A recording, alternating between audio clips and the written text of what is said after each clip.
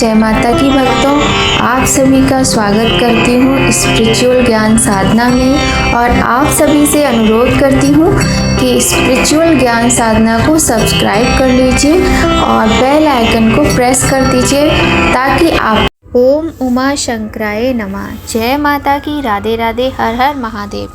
सबसे पहले आप सभी को श्रावण मास के शुक्ल पक्ष की तृतीया हरियाली तीज की हार्दिक शुभकामनाएं।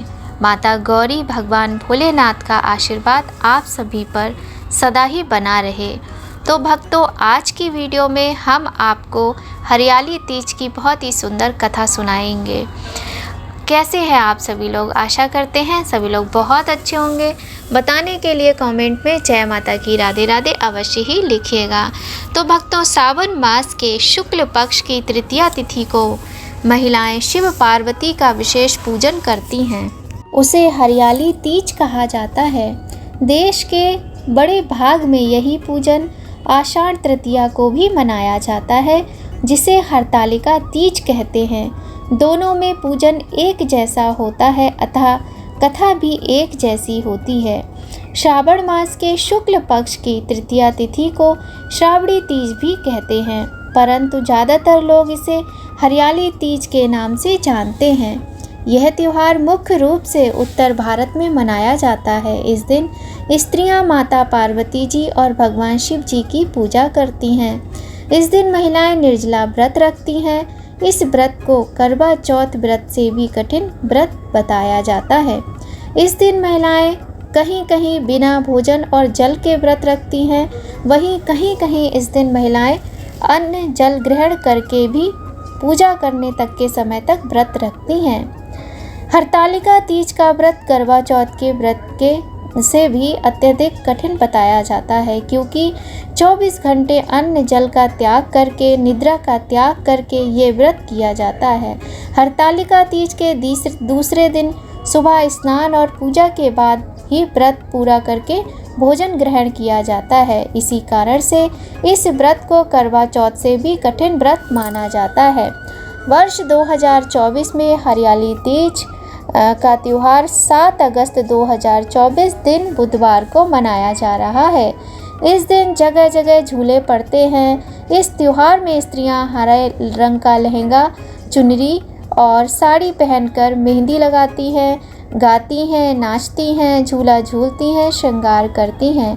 हरियाली तीज के दिन अनेक स्थानों पर मेले लगते हैं। माता पार्वती की बड़े धूमधाम से शोभा यात्रा भी निकाली जाती है। तो आप सभी को हरियाली तीज की एक बार फिर से हार्दिक शुभकामनाएं। और आप सभी से निवेदन है, यदि चैनल पर पहली बार आए हैं तो चैनल को सब्सक्राइब कर लीजिए और बेल आइकन को प्रेस कर दीजिए ताकि आपको महत्वपूर्ण वीडियोस का नोटिफिकेशन समय पर मिलता रहे। तो भक्तों, चलिए प्रारंभ करते हैं आज की सुंदर सी कथा हरियाली तीज की। बोलिए गणेश भगवान की जय, गौरी शंकर भगवान की जय, लक्ष्मी नारायण भगवान की जय। शिवजी ने माता पार्वती जी को उनके पूर्व जन्म का स्मरण कराने के लिए तीज की कथा सुनाई थी। शिवजी कहते हैं, हे पार्वती, तुमने हिमालय पर मुझे वर के रूप में पाने के लिए घोर तप किया था। अन्न जल त्यागा, पत्ते खाए, सर्दी गर्मी बरसात में कष्ट सहे। तुम्हारे पिता अत्यंत दुखी थे। नारद जी तुम्हारे घर पधारे और कहा कि मैं विष्णु जी के भेजने पर आया हूँ। वह आपकी कन्या से प्रसन्न होकर विवाह करना चाहते हैं। अपनी राय बताइए। पर्वतराज प्रसन्नता से तुम्हारा विवाह श्री विष्णु जी से करने को तैयार हो गए। नारद जी ने विष्णु जी को यह शुभ समाचार दिया, पर जब तुम्हें पता चला तो तुम बहुत दुखी हुई। तुम मुझे मन से अपना पति मान चुकी थी। तुमने अपने मन की बात अपनी सहेली को बताई। सहेली ने तुम्हें एक ऐसे घने वन में छुपा दिया जहाँ तुम्हारे पिता नहीं पहुँच सकते थे। वहाँ तुम तप करने लगी। तुम्हारे लुप्त होने से पिता चिंतित होकर सोचने लगे कि यदि इस बीच विष्णु जी बारात लेकर आ गए तो क्या होगा। शिव जी ने आगे पार्वती जी से कहा, तुम्हारे पिता ने तुम्हारी खोज में धरती पाताल एक कर दिया। पर तुम ना मिली। तुम गुफा में रेत से शिवलिंग बनाकर मेरी आराधना में लीन थी। प्रसन्न होकर मैंने मनोकामना पूरी करने का वचन दिया। तुम्हारे पिता तुम्हें खोजते हुए गुफा तक पहुँचे। तुमने बताया कि अधिकांश जीवन शिवजी को पति रूप में पाने के लिए तुमने तप में बिताया है। आज तुम्हारा तप सफल रहा। शिवजी ने तुम्हारा वरण कर लिया।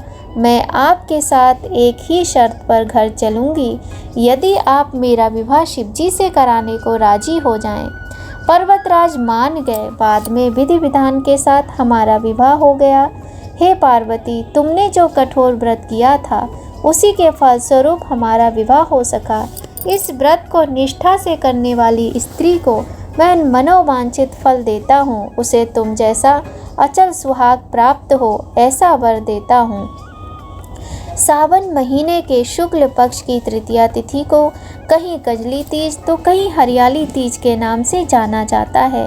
भविष्य पुराण में देवी पार्वती बताती हैं कि तृतीया तिथि का व्रत उन्होंने बनाया है, जिससे स्त्रियों का सुहाग और सौभाग्य अखंड रहता है। सावन महीने में तृतीया तिथि को 100 वर्ष की तपस्या के बाद देवी पार्वती ने भगवान शिव को पति रूप में पाने का वरदान प्राप्त किया था। हरियाली तीज के दिन विवाहित स्त्रियां अपने पति की दीर्घायु के लिए व्रत रखती हैं। इस दिन स्त्रियों के मायके से श्रृंगार का सामान और मिठाइयाँ उनके ससुराल भेजी जाती हैं।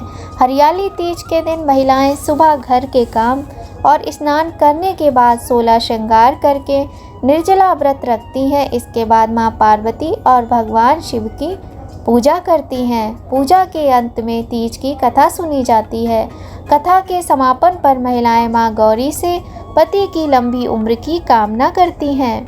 इसके बाद घर में उत्सव मनाया जाता है। भजन, लोक नृत्य किए जाते हैं। सुंदर सुंदर हरे रंग के वस्त्र, हरी चुनरी, हरा लहरिया, हरा श्रृंगार, मेहंदी, झूला झूलने का भी रिवाज है। बोलिए गौरी मैया की जय, बोलिए शिव शंकर भगवान की जय।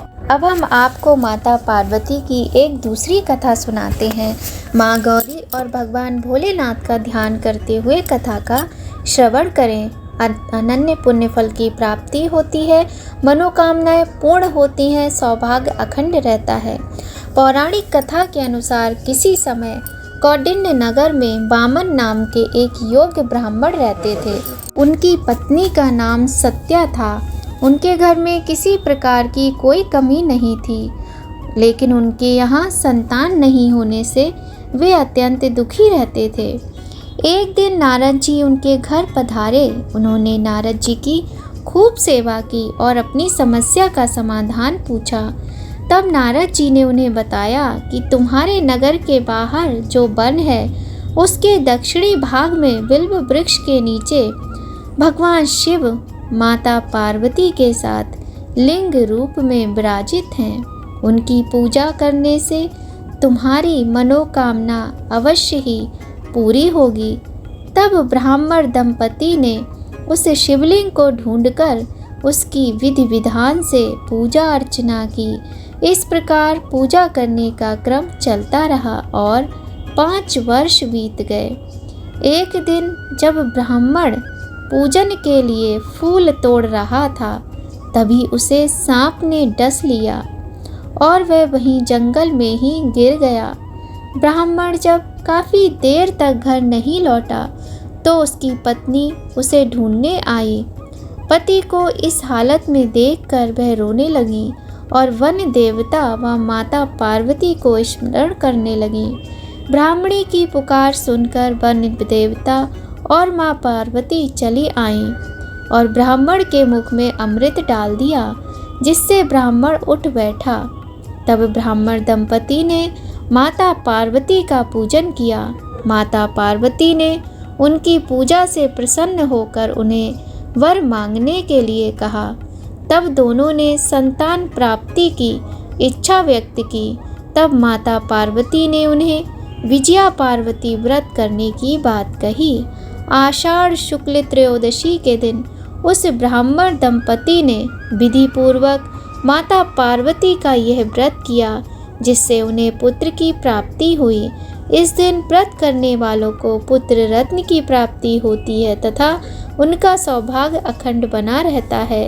बोलिए गौरी शंकर भगवान की जय। तो अब हम सुनते हैं एक और बहुत ही सुंदर माता पार्वती की कथा, जो कि है गणगौर की कथा।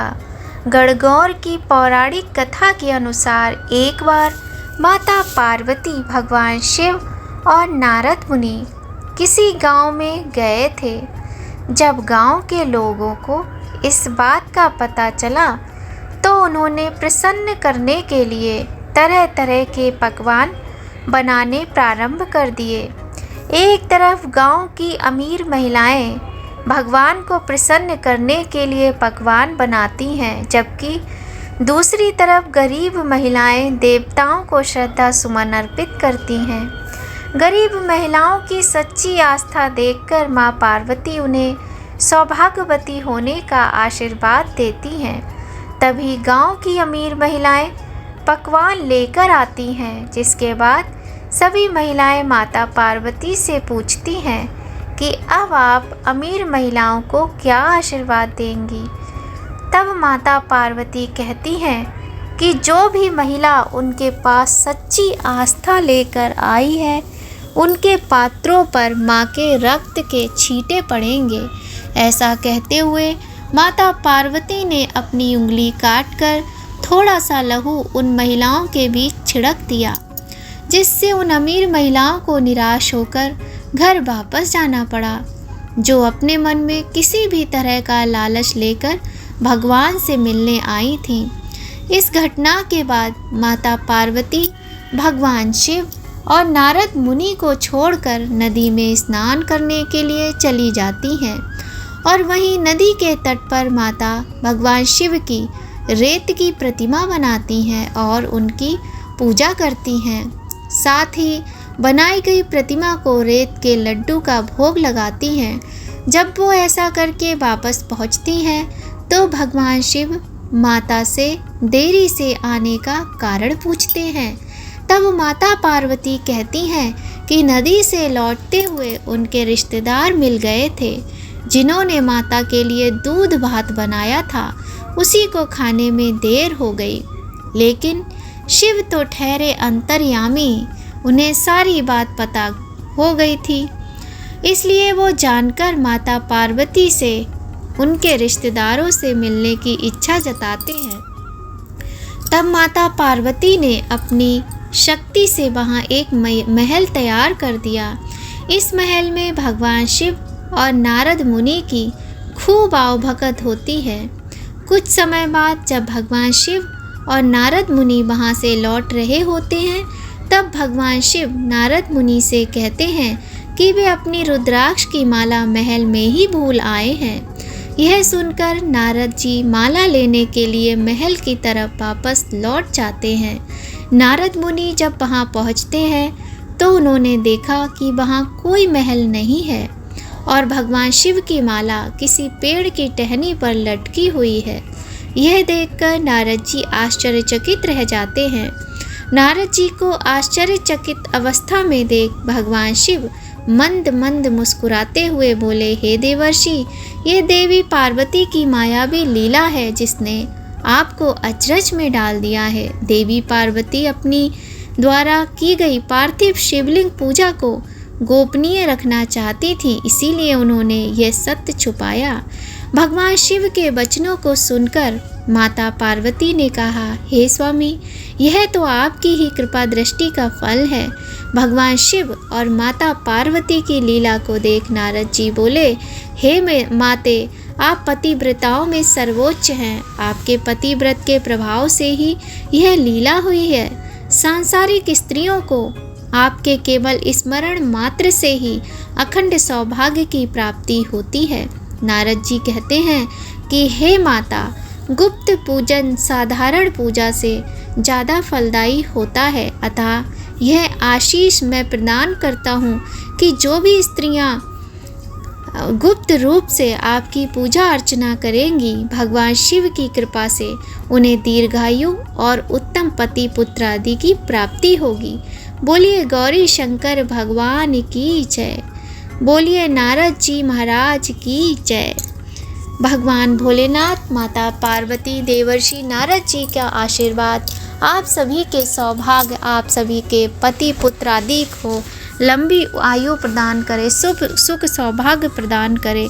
ऐसी कामना के साथ आज की वीडियो का यहीं पर एंड करते हैं। मिलते हैं आपसे नई वीडियो में नई जानकारी के साथ। तब तक सभी लोगों पर माता गौरी, भगवान भोलेनाथ का आशीर्वाद बना रहे। आप सभी को एक बार फिर से हरियाली तीज की ढेर सारी शुभकामनाएं। मिलते हैं आपसे नई जानकारी, नई कहानी के साथ नए वीडियो में। तब तक सभी लोग खूब खुश रहिए, स्वस्थ रहिए, प्रसन्न रहिए। अपना और अपने अपनों का ख्याल रखिए। जय माता की। राधे राधे। हर हर महादेव।